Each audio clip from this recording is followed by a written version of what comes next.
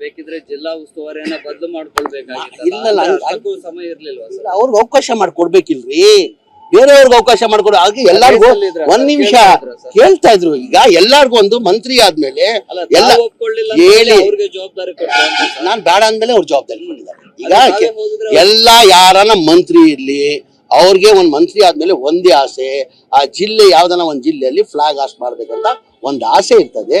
ನಾನ್ ಮಾಡಿದೀನಿ. ಮೂರು ಹೇಳಿಕೆ ನಾನ್ ಕಂಪ್ಲೀಟ್ ಮಾಡಕ್ ಕೊಡ್ಬೇಕು ತಾನೆ. ನೀವು ನನ್ಗೆ ಕಂಪ್ಲೀಟ್ ಮಾಡಕ್ ಕೊಡಿ, ಆಮೇಲೆ ನೀವು ಕೇಳಿ ಉತ್ತರ ಕೊಡ್ತೀನಿ. ಈಗ ನಾನು ಹೇಳ್ದಲ್ಲ, 2006 ಮಂತ್ರಿ ಆಗಿದ್ದೆ ನಾನು ಕುಮಾರಸ್ವಾಮಿ ಸರ್ಕಾರದಲ್ಲಿ, 2015 ಸಮ್ಮಿಶ್ರ ಸರ್ಕಾರದಲ್ಲೂ 2 ವರ್ಷ ಮಂತ್ರಿ ಆಗಿದ್ದೆ, ಹಾವೇರಿ ಜಿಲ್ಲಾ ಉಸ್ತುವಾರಿ ಮಂತ್ರಿ ಆಗಿದೆ.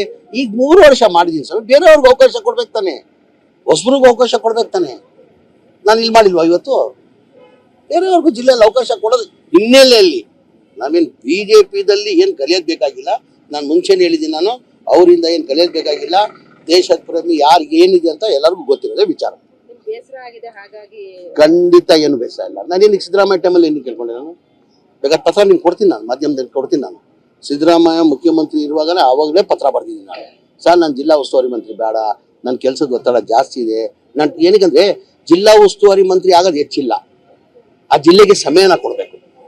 ಸಮಯನ ನಂತರ ಟೈಮ್ ಇಲ್ಲ ಅಂದ್ರೆ ಟೈಮ್ ಇಲ್ಲ ಅಂದ್ರೆ ಕಾರಣ ಅಂದ್ರೆ ನನ್ಗೆ ಹೋದ್ಸತಿ 3 ಖಾತೆ ಕೊಟ್ಟಿದ್ರು. ಆಮೇಲೆ ನೋಡಿರ್ಬೋದು ನಾವು, ಸ್ಟಾರ್ ಕ್ಯಾಂಪೇನ್ ಕೇರಳದಲ್ಲೂ ಕರ್ಸ್ಕೊಂಡಿದ್ರು, ತೆಲಂಗಾಣಲ್ಲಿ ಕರ್ಸ್ಕೊಂಡಿದ್ರು. ಈಗ UP ಎಲೆಕ್ಷನ್ ಬರ್ತಾ ಇದೆ, GB ಎಲೆಕ್ಷನ್ ಬರ್ತಾ ಇದೆ. ಜಿಲ್ಲಾ ಉಸ್ತುವಾರಿ ಮಂತ್ರಿ ತಗೊಂಡ್ರೆ ಜವಾಬ್ದಾರಿಯನ್ನು ನಿಭಾಯಿಸ್ಬೇಕು. ಅಂದ್ರೆ ಟೈಮ್ ಕೊಡ್ಬೇಕಾಗ್ತಾ, ಜಿಲ್ಲೆಗೆ ಟೈಮ್ ಕೊಡ್ಬೇಕಾಗ್ತದೆ. ಸರ್, ಈಗ ಅದೇ ಚುನಾವಣಾ ಪ್ರಚಾರಗಳಿಗೆಲ್ಲ ಬೇರೆ ಬೇರೆ ಕಡೆ ಎಲ್ಲ ಹೋಗ್ತಾರೆ, ಧ್ವಜಾರೋಹಣಕ್ಕೆ ಜವಾಬ್ದಾರಿಯನ್ನ ತೆಗೆದುಕೊಳ್ತಾ ಇಲ್ಲ ಅನ್ನುವಂತ ಅಸಮಾಧಾನ ಇದೆ. ಯಾರ್ದು ಏನಕ್ಕೆ ಅಸಮಾಧಾನ?